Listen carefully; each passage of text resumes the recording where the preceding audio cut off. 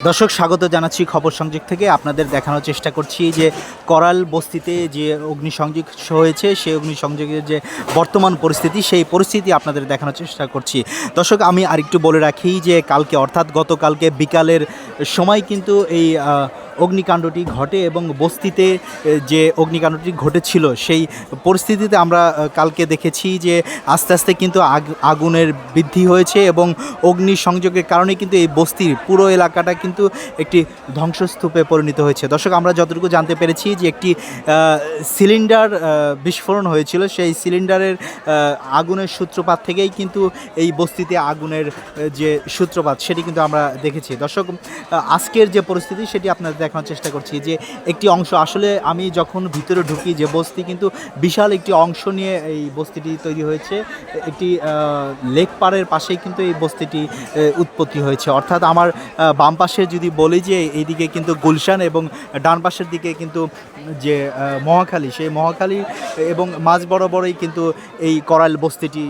এই বস্তির যে বর্তমান পরিস্থিতি আপনারা দেখতে পাচ্ছেন যে একদম একটি অংশ, অর্থাৎ এই বস্তিটি বলা চলে বিশাল একটি এরিয়া নিয়ে এই বস্তির একটি অংশ কিন্তু আগুনে পুড়ে একদম বিধ্বস্ত পরিণত হয়েছে।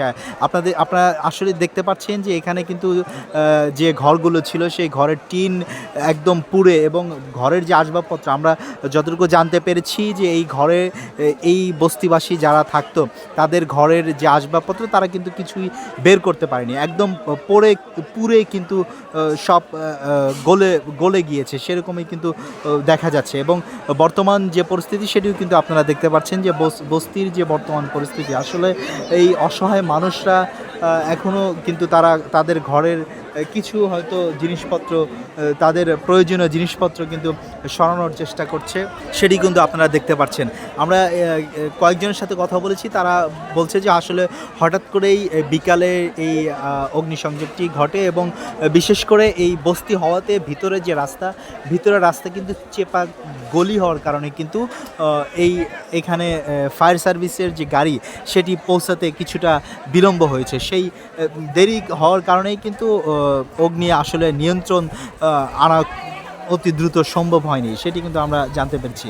দর্শক, আপনারা দেখতে পাচ্ছেন যে দীর্ঘ 6 ঘন্টা পর কিন্তু সেই বস্তির যে আগুন সেটি কিন্তু নিয়ন্ত্রণ আসে, কিন্তু নিয়ন্ত্রণ আসার পরে যে পরিস্থিতি চিত্র সেটি আসলে বলার অপেক্ষা থাকে না, যে আসলে সেই আগুনে পুড়ে যাওয়া যে ধ্বংসস্তূপ সেটি কিন্তু আসলে দেখতেই পাচ্ছেন যে আসলে কেমন পরিস্থিতি।